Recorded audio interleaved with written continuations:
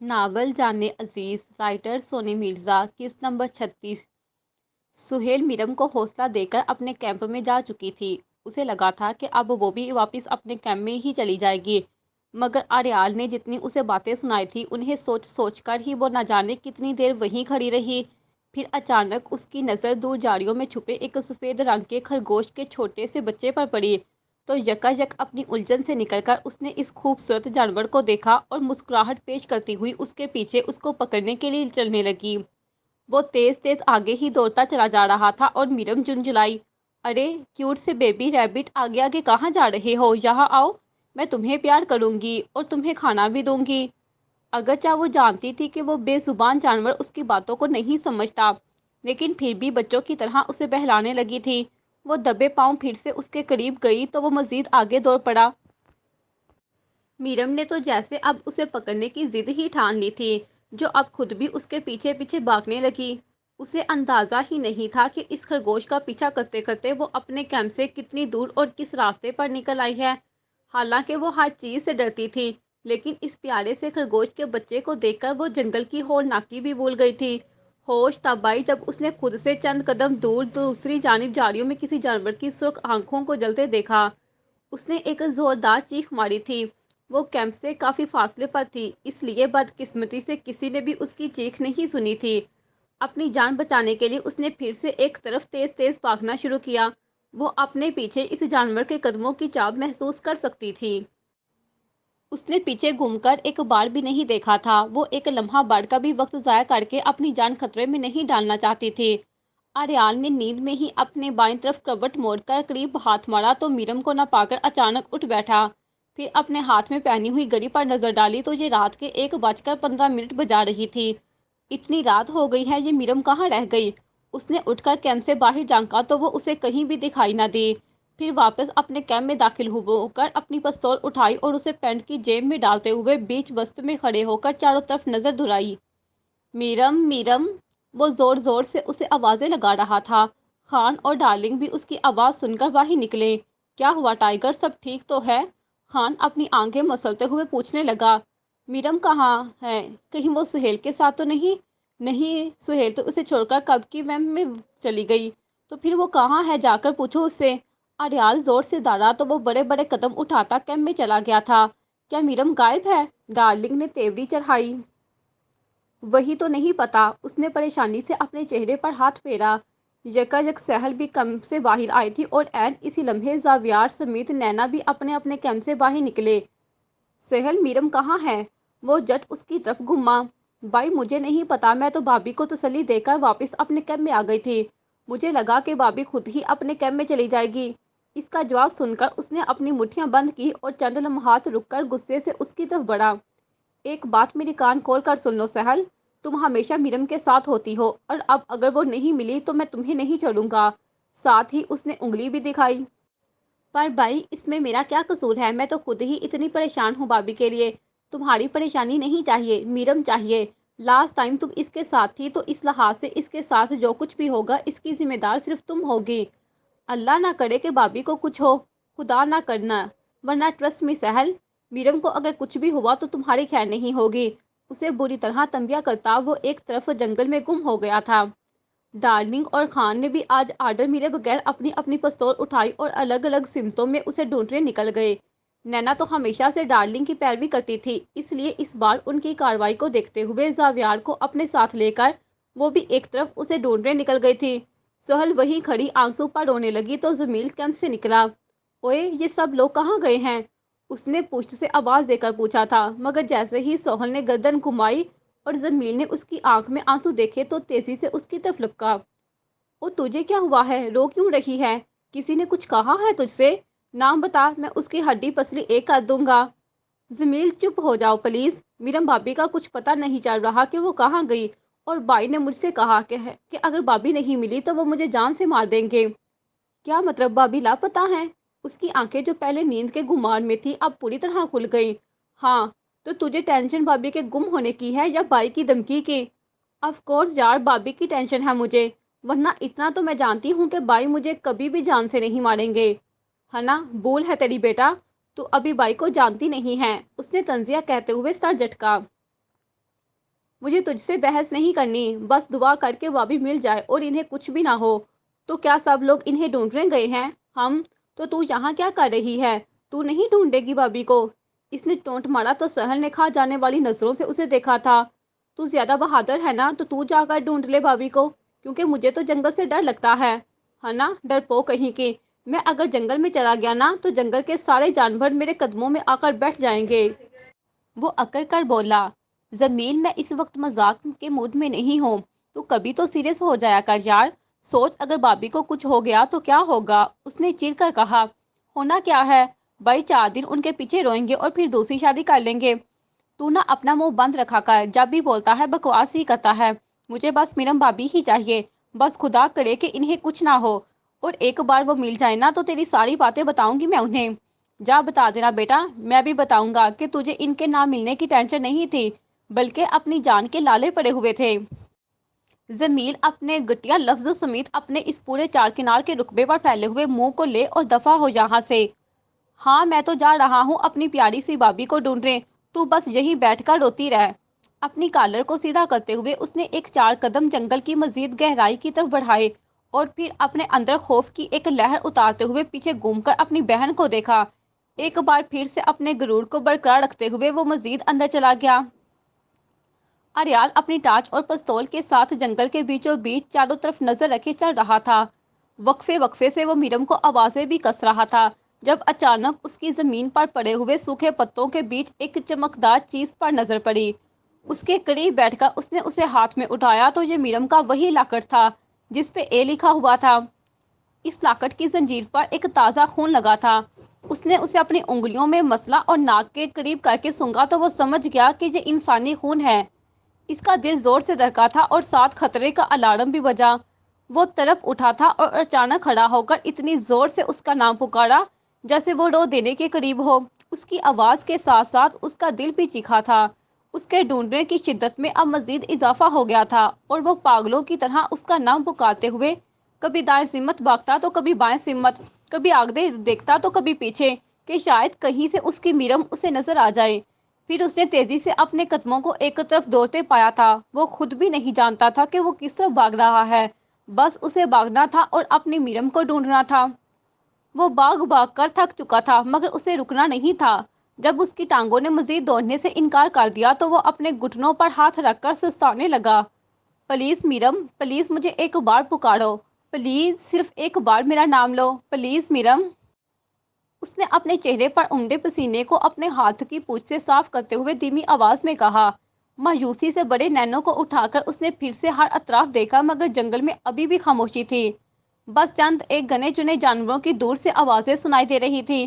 تھک ہار کر اپنے نڈال وجود کے ساتھ اس نے پھر سے ایک طرف بھاگنا شروع کیا اور پھر شاید خدا کو اس پر رحم آ گیا تھا جو تھوڑا سا فاصلہ مزید طے کرنے کے بعد ہی اچانک میرم ایک جانب سے قدم دراتی ہوئی نکل کر یکایک اس سے ٹکرا گئی تھی۔ اریال کو اپنے سامنے پا کر وہ بے اختیار اس کے سینے سے لپٹ گئی تھی۔ اس کی باہوں میں جاتے ہی اس کے دل کا تعصب کے گہرے احساس سے بڑھ گیا تھا۔ مقابل بھی اسے واپس پا کر مزید زور سے اپنی طرف دبا گیا۔ اریال، وہ وہاں کچھ تھا، میرے پیچھے لگا۔ کچھ دیر اس کے ساتھ چپکے رہنے کے بعد وہ اس کے سامنے ہوتی لرزتی آواز میں بول رہی تھی۔ چوٹ کہاں لگی ہے تمہیں؟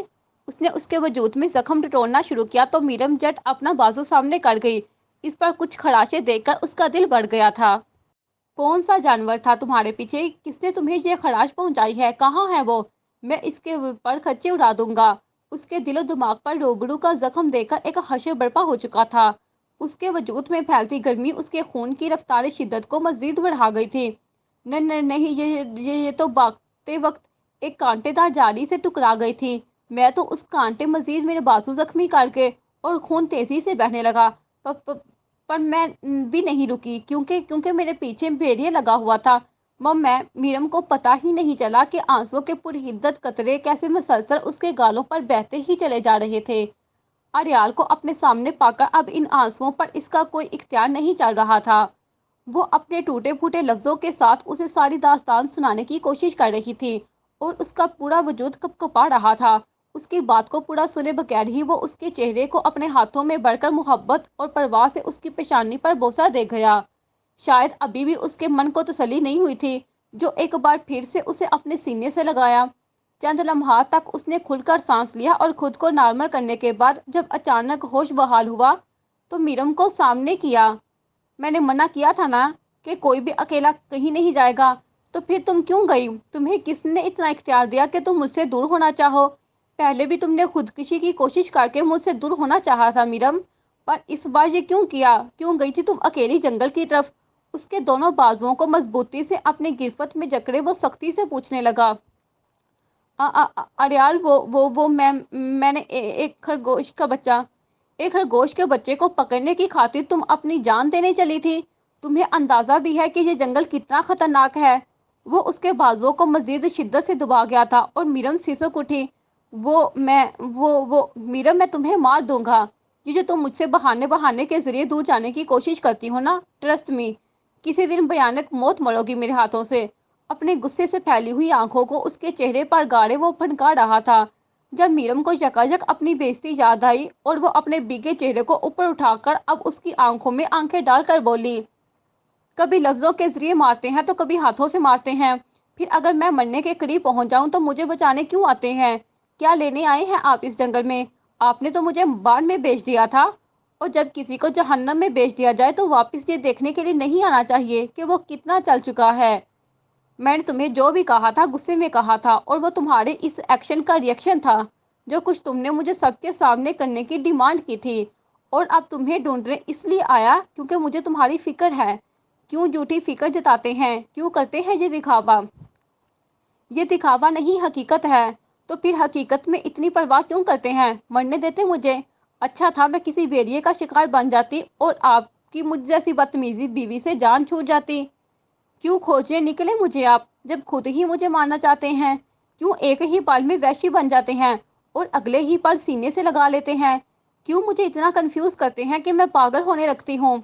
मीरम, तुम नहीं अरयाल, जब मुझे चोट लगती है तो इतनी परवाह क्यों करते हैं? खुद चाहे जितनी मर्जी जख्म दे ले, लेकिन कोई और जख्म दे तो बर्दाश्त क्यों नहीं होता? जो मुझसे इतनी ही नफरत है और मुझसे इतने ही इख्तिलाफात हैं तो फिर मर जाने दे मुझे। क्यों मुझे मरने नहीं देते? क्यों हर बार मुझे ज़िंदगी में वापस लाने की कोशिश करते हैं? क्यों? आप वो अभी मुसलसल बोल रही थी और अपने लड़ते होंठों के साथ लफ्ज़ों को परोने की कोशिश में थी, जब रोबरू ने इसकी बात को काटा और तरफ उठा। क्योंकि मैं तुमसे प्यार करता हूँ एडिट, इतनी सी बात समझ में नहीं आती तुम्हें? इसे अपने मजीद करीब करके वो तेज तेज बोला और साथ ही उसके बाजुओं को इतनी जोर से दबाया था कि उसकी हड्डियां पिसने के करीब थी।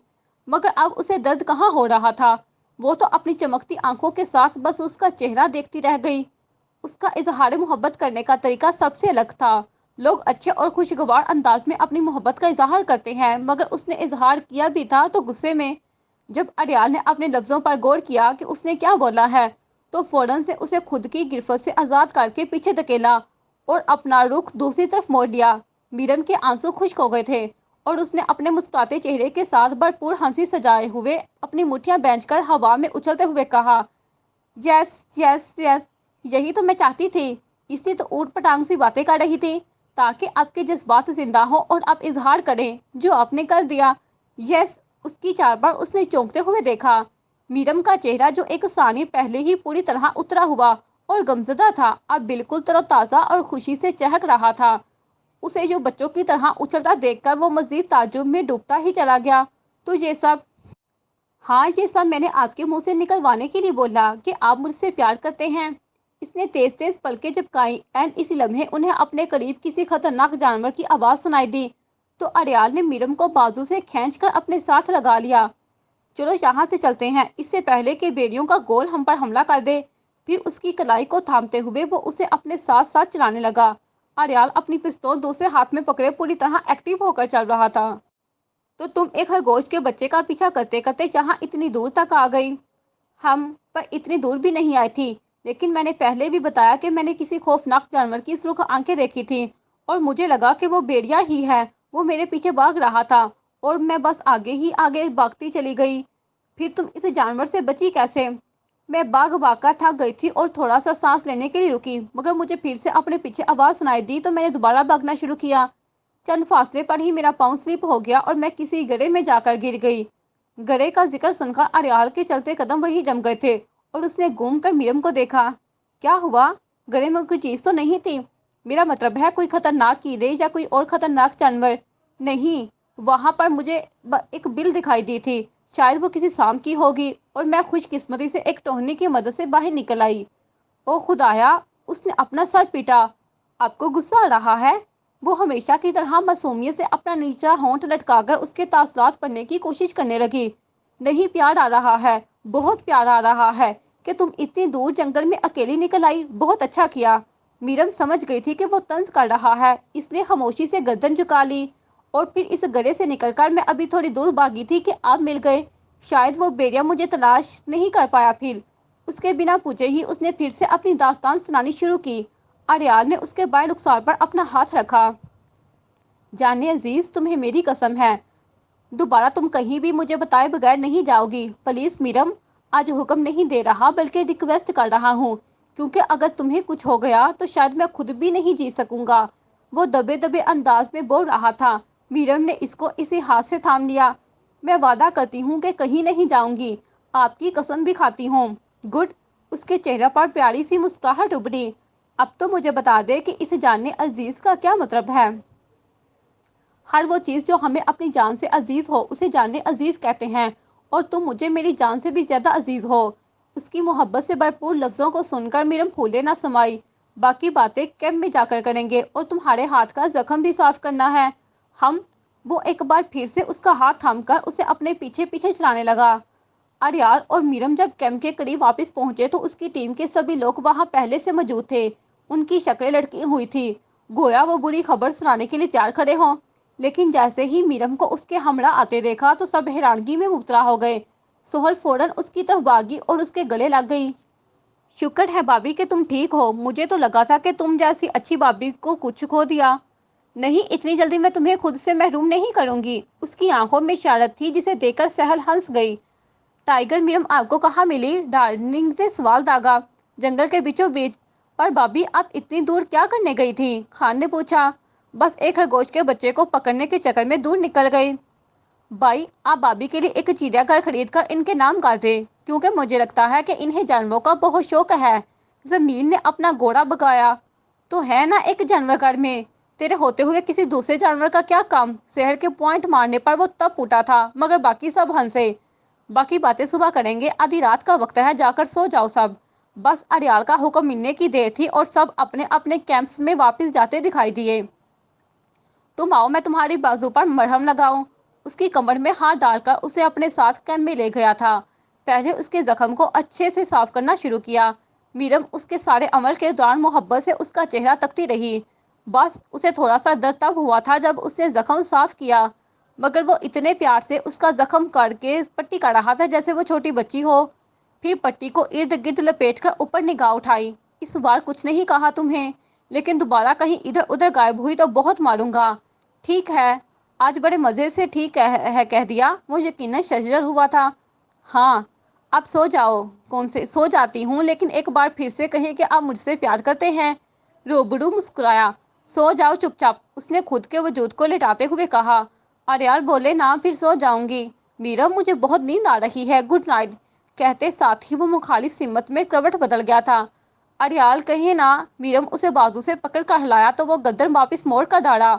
कहा ना सो जाओ, और मुझे भी सोने दो। अब मुझे तंग किया तो मुझे गुस्सा आएगा। हमेशा की तरह चार बातें सुनकर उसे सुकून मिल गया, जो खामोशी से उसके साथ मुंह बनाकर लेट गई। कुछ देर तक फिर भी चैन नहीं मिला तो उठकर उसके चेहरे के ऊपर से होते हुए देखा। उसको नींदों में बंद पाकर वो फिर से लेट गई थी और सोने की कोशिश की, जिसमें वो मुश्किल कामयाब हो गई। जमील और सहल आज सबसे पहले उठकर कैंप से बाहर आ गए थे। दोनों ने एक दूसरे को देखा और फिर नजरें फेरकर मुखालिफ सिमतों में देखने लगे। तभी सहल के दिमाग की बत्ती जली और उसने घूमकर अपने भाई को देखा। ओए सुन। क्या है? मुंह को चाहते हुए उसने बेसुरे अंदाज में कहा और अपनी पैंट की जेब से बबल निकालकर चुबाने लगा। एक्स्ट्रा है, ये ले, मार ले, खा ले। उसने एक बार फिर से अपनी जेब में हाथ डाला और दूसरी बबल गुम निकालकर उसके हाथ पर रखते हुए कहा। अच्छा, तुझे ना मैं न्यूज़ सुनानी थी। वो बबल मुंह में डालकर बोली। हम बोल। तू मामू के ओहदे पर फायज होने वाला है। खबर सुनकर उसने अचानक चौंकते हुए देखा था। सच? हम تو اس کا مطلب گھر میں ایک اور تیرے جیسا نمونہ یا نمونی آنے والی ہے۔ وہ ہنسا تو سہل کو غصہ آیا۔ تجھ سے تو کچھ شیئر کرنا ہی بیکار ہے۔ ہاں تو مت کیا کر۔ جب تجھے پتا ہے کہ مجھے تجھ میں یا تیری زندگی میں کوئی انٹرسٹ نہیں ہے تو پھر کیوں سنا رہی ہے مجھے خبر؟ مجھے لگا کہ شاید تجھے خوشی ہوگی، لیکن نہیں، تو تو ہمیشہ سے میری خوشیوں سے جلتا ہے اور اب بھی تجھے جلن ہو رہی ہے۔ چپ ہوئے، تو اس قابل نہیں ہے کہ تجھ سے جلوں۔ اپنا سو کوڑی کا منہ اٹھا اور نکل۔ میں تو تم دونوں صبح صبح شروع ہو گئے ہو۔ اریال کیمپ سے نکل کر اپنے آستین فولڈ کرتا ہوا ان کی طرف قدم بڑھائے پوچھنے لگا تو دونوں نے اپنی بولتی وہیں بند کر لی تھی۔ بھائی اس کو تمیز ہی نہیں ہے، مجھے خود آ کر بتا رہی ہے کہ میں ماموں بننے والا ہوں۔ اگرچہ اسے دل ہی دل میں خوشی ہوئی تھی، لیکن بہن کی بے عزتی کروانے کے لیے اسے کوئی پوائنٹ ملا تھا اور وہ اتنی آسانی سے اسے جانے کیسے دے سکتا تھا؟ اس کے لفظوں پر مقابل نے سحر پر نظر دوڑائی تو وہ نظریں چراتی دکھائی دی۔ مجھے افسوس ہے کہ تم شادی شدہ ہو کر بھی ابھی تک امیچور ہو۔ ہاں بھائی وہ، اور مجھے اچھا بھی نہیں لگ رہا کہ میں یہ باتیں خود تمہیں سمجھاؤں۔ اگر اتنا ہی شوق ہو رہا تھا بتانے کا تو تمہاری دونوں بھابھیاں موجود ہیں، ان سے اپنی خوشی ڈسکس کرو اور پھر ان کا حق ہے کہ وہ خود ہمیں آ کر بتائیں۔ تمہیں یہ سب بتانا زیب نہیں دیتا سہل۔ اگر ابھی بھی عقل نہیں آئی تو کچھ سیکھ لو۔ اس کی شکل دیکھ رہا تھا کہ اسے اریال کی باتیں بہت چبھ رہی ہیں، مگر ضمیر اس کے چہرے سے اٹھتے تاثرات سے لطف اٹھاتا گتی گتی سی ہنسی ہنس رہا تھا۔ آپ لوگ کون ہیں؟ کسی شخص کی انجانی آواز انہیں پوچھتے سنائی دی تو تینوں نے گھوم کر دیکھا تھا۔ یکا یک خان سمیت ڈارلنگ اور زبیار سمیت نینا بھی باہر آئے تھے۔ اریال اپنے سامنے ایک نوجوان اور بھاری بھرکم روبدار نوجوان کو دیکھ سکتا تھا۔ اس نے بھی اریال کو دیکھا اور اس کی طرف بڑھا، مگر جیسے ہی اس کے بغل میں کھڑی سحر پر نظر پڑی تو دل دھک کر رہ گیا۔ چند لمحوں تک تو وہ اسے دیکھتا ہی رہا۔ سہل سچ میں غضب کی ہنسی لگ رہی تھی۔ اس نے بھی اسے دیکھا تھا۔ سفید رنگ، بلو بال، گرے آنکھیں اور لمبی ناک کے ساتھ کلین شیو نوجوان جیسے اکثر فوج میں کیپٹن ہوتے ہیں۔ یہ لڑکا بھی ولا کا خوبصورت تھا۔ اس کے ہاؤ بھاؤ سے لگ رہا تھا کہ وہ پیور جرمن ہے۔ تم کون ہو؟ اریال اپنی پینٹ کی جیبوں میں ہاتھ دھنساتا بے خوف ہوئے الٹا اسی سے سوال کر رہا تھا۔ اس نے جرمنی زبان میں پوچھا تھا، اس لیے اریال نے بھی جرمنی زبان میں ہی سوال کیا۔ روبرو کے پیچھے بھی 3 مزید نوجوان موجود تھے، مگر وہ یوں کھڑے تھے جیسے اس کے باڈی گارڈ ہوں۔ میں ڈی ایچ جی گلگرسٹ ہوں۔ آپ لوگوں کو کیا معلوم نہیں کہ اس جنگل میں انٹری منع ہے؟ ڈی جی پی مینس؟ میرم اس لمحے اپنے کیمپ سے باہر نکل کر اسے پوچھ رہی تھی، کیونکہ اسے اس کی ساری بات میں بس ڈی جی پی لفظ کی ہی سمجھ آئی تھی، باقی سب جرمنی زبان ہونے کی وجہ سے سمجھنا مشکل تھا۔ ڈائریکٹر جنرل آف پولیس، وہ سنجیدگی سے بولا۔ اوہ، آپ کو اردو زبان نہیں آتی کیا؟ وہ تو یوں بے تکلفی سے اس سے سوال پوچھ رہی تھی کہ جیسے وہ اسے برسوں سے جانتی ہو، اور اریال اس کے یوں بے تکلف ہونے پر اور خوام خواہ میں اپنے سوال جاننے پر جبرے بند کر گیا۔ ایڈم نے اپنی نگاہوں کو سکیڑ کر اسے دیکھا، شاید وہ سمجھ نہیں پایا تھا کہ اس نے کیا پوچھا ہے۔ میں یہاں اپنی فیملی کے ساتھ آیا ہوں اور مجھے نہیں لگتا کہ ہم نے یہاں گھومنے پھرنے کے مقصد سے آ کر کوئی غیر قانونی کام کیا ہے، لیکن اگر آپ میں سے جہاں کسی کو کچھ ہو گیا تو اس کے ذمہ دار آپ لوگ خود ہوں گے۔ پولیس یا انتظامیہ کا اس میں کوئی بھی عمل دخل نہیں ہوگا۔ یس آئی نو۔ ویسے مسٹر آپ کا نیم؟ اریال شاہ، نائس نیم۔ اور یہ میڈم کون ہے؟ اس نے پھر سے سہل کی طرف دیکھا۔ میڈم کو تو ان کی کسی بھی بات کی کچھ سمجھ نہیں آ رہی تھی۔ میں، سہل نے بولنا چاہا لیکن وہ اس کی بات کاٹ گیا۔ بہن ہے میری، پہلے بھی بتا چکا ہوں کہ فیملی کے ساتھ آیا ہوں، کسی غلط مقصد سے نہیں آئے۔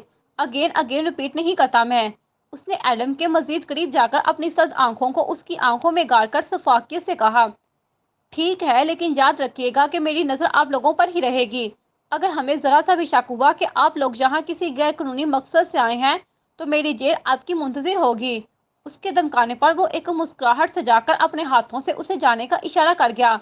جاتے ہوئے اس نے بھی اپنی 2 انگلیوں کو پہلے اپنی نگاہوں کی طرف کیا اور پھر سب کی طرف گھما کر یہ بتانے کی کوشش کی تھی کہ وہ ان پر نظر رکھے گا۔ جاتے وقت اس نے پھر سے ایک بار سہل کو دیکھا اور اپنے بندوں کو لے کر غائب ہو گیا۔ ٹائیگر، یہ ڈی جی پی کو اگر ذرا سا بھی ہم پر شک ہو گیا تو یہ تو ہمیں ساری زندگی جیل سے باہر نہیں آنے دے گا۔ خان کی نظروں اور لہجے دونوں میں خوف دیکھ کر وہ ایک تیکھی نگاہ اس پر ڈال گیا، گویا اسے خان کی بات پر شدید غصہ آیا ہو۔ ڈی جی پی چاہے جتنی مرضی بڑی بلا کا ہو، لیکن ٹائیگر اس سے بھی بڑی بلا ہے، وہ اس کے انتہائی پاس جا کر بولا تھا۔ سہل نے الجھ کر دیکھا، پھر وہ اپنی پشت پر کھڑی میڈم کی طرف مڑا، اور تم، دوبارہ میری اجازت کے بغیر کسی بھی اجنبی سے بات کرنے کی ضرورت نہیں ہے۔ میں تو بس ایسے ہی، اس نے صفائی دینے کی کوشش کی مگر وہ بری طرح سے اس کی بات کو نظر انداز کر کے اسے پچھاڑتا ہوا کیمپ میں واپس چلا گیا تھا۔ میرم اپنے دانت پیس کر رہ گئی۔ جاری ہے۔